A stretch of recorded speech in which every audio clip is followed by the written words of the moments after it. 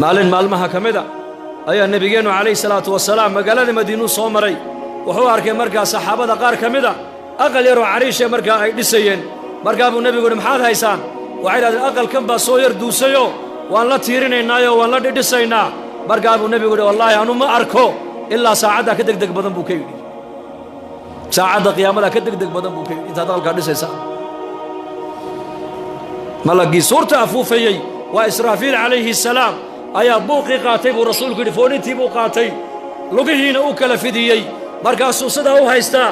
idan ayuu sugayaa idan saxaabada rasuulku hadalkaa markay maqleen waxayba moodeen inay saacaddu berri ay dhacayso oo hadda suurta lagu dhifanaayo markaasay yidhahdeen yaa rasuul allah maxaan idhahnaa noo sheeg markaa buu nebigu yidhi waxaad tidhaahdaan xasbuna allahu wa nicma alwakiil dhahada wallaahi markuu aakhirada kala hadlaayo markuu jannada kala hadlaayo markuu naarta kala hadlaayo markuu qiyaamada kala hadlaayo dareenkoogu wuxuu ahaa si waxay jannadiiyo naartii hadda ay arkayaan isha ku hayaan innakana maanta maa sha allah dadka muslimiinta dareenkaasi maanta waa nagu yaryahay ilaa man raxima rabbi mooyaane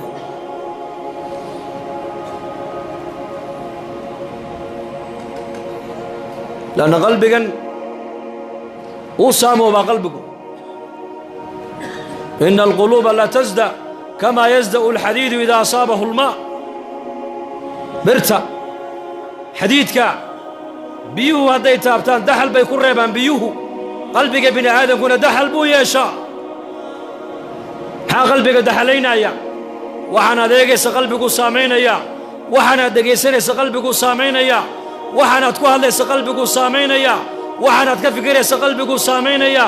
waa afarta qasabadood ee qalbiga bini aadamka ku socoto weyn afartaas saabbaatulqalbi bay culammadu yidhahdaan waxaad eegto qalbiguu galaa waxaad ku hadasho qalbiguu galaa waxaad ka fikirto qalbiguu galaa waxaad dhegaysato qalbiguu galaa qalbiga daxalka maxaa lagaga biiyaa laba shay bay culammadu yidhahdeen laba shay baa qalbiga daxalka lagaga biiyaa qur-aanka akhriskiisa oo la badiyo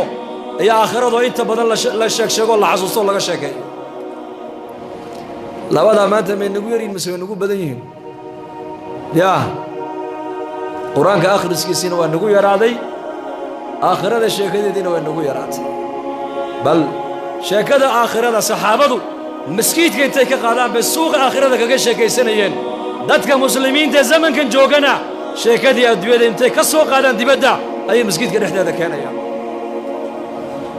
isbeddelka nagu dhacay eega suuqa masaajid suuqu lmuslimiina ka musallaahum buu yidhi cali bnu abi aalib suuqu lmuslimiin aswaaqda muslimiintu waa sida masaajiddooda oo kala weeyaan sida masaajidda ilaahay loogu weynaynaayo ayaa zamankii nebiga suuqana ilaahay loogu weynaynaayey sida maskiidka dhexdiisa ilaahay aan loogu caasiyaynin ayaa suuqoogiina ilaahay aan loogu dhex caasiyey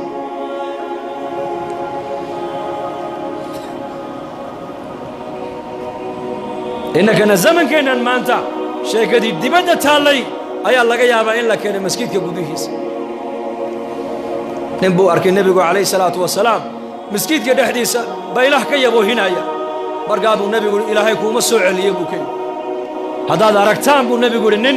maskiidka dhexdiisa baylah iyo baadi ka yaboohinaya waxaad tidhahdaan ilaahay kuuma soo celiye dhahada haddaad aragtaanna nin maskiidka dhexdiisa ganacsi iyo tijaaro ka dhex samaynayana waxaad tidhahdaan ilaahay kuuma barakeeye dhahada innamaa buniyat almasaajidu limaa buniyat lahaa masaajidda wixii loo dhisay baa loo dhisay buu rasuulku nolosha masaajidda taalla bay culimmadu leeyihiin ayaa la rabaa in dibadda loo saaree nolosha dibadda taalla maskiidka in la keeno maaha cahdigii nebigeenna calayhi salaatu wasalaam iyo cahdigii saxaabada dadka muslimiintu nolosha maskiidka ay ku haystaan ayay dibadda ula baxeen halkan ilaahay bay kaga baqeen dibaddana ilaahay bay kaga baqeen halkan ilaahay bay ku ammaaneen dibaddana ilaahay bay ku ammaaneen halkan aakhiraday ku weyneeyeen dibaddana aakhiraday ku weynaynayeen wallaahi siiraday ku taallaa cumar binu khadaab suuqa madiina intuu gala buu odhan jiray halkayna fadhiisiya ilaahay saacadaha rumaynee kaalaya cabdullaahi binu cumar intuu u yimaado tufayl buu ku odhan jiray ina mari iraac buu odhan jiray xaggeen tagnaa suuqaan tagaynaa suuqa iyo soo baxayeen هذا مالك قالوا لي نمر الراع هذا مالك سدحات بوري الراع وعبد الله بن عمر ابن عمر بن الخطاب هي طفيل وتابعيها مالك اسو مرقوا دور عيسى مرقوا سوقي كعل عليي وكعل عليي ابو كير يا ابن عمر سوق وين قيسا مالي والبا بدعنا كما سو يبستين بدعنا وما يبقيسين بدعنا ما سو بايعدين ما لا هذا تقول فرديانا انما فريسين ورالكن ان فريسي ورالكن نوغو شيكي ابو كير وهالكن دينتا نوغو بر شيكادا صحابته دين باي هيد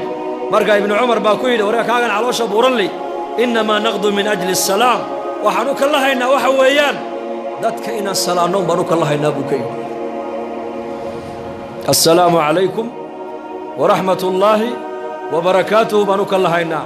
waa duco weeyaan ducada baanu ka lahaynaa muslimiinta nu ducaynaynaa iyaguna way noo ducaynayaan boqol qof baanu ducaynaynaa boqolkaasi way noo jawaabayaan waa duco laga yaabaa boqolka awliya ilaahay intay ku dhex jirto in ilaahay ducadooda noo aqbalo salaada muslimiinta la siiyo waa maxay salaanteen assalaamu alaykum nabadgelyada ilaahay iyo naxariista ilaahay iyo barakaadka ilaahay korkaaga ha ahaadaan kii kale muslimka waxa uu ku leeyahay adigana nabadgelyada ilaahay iyo naxariista ilaahay iyo barakaadka ilaahay korkaaga ahaadaan buu ku leeyahay salaantaasaan la soo kala haynaa boqol qof baa salaamaynaa 200 qof baa salaanta ummadda salaamaynaa way noo jawaabayaan waxay garanayeen saxaabadu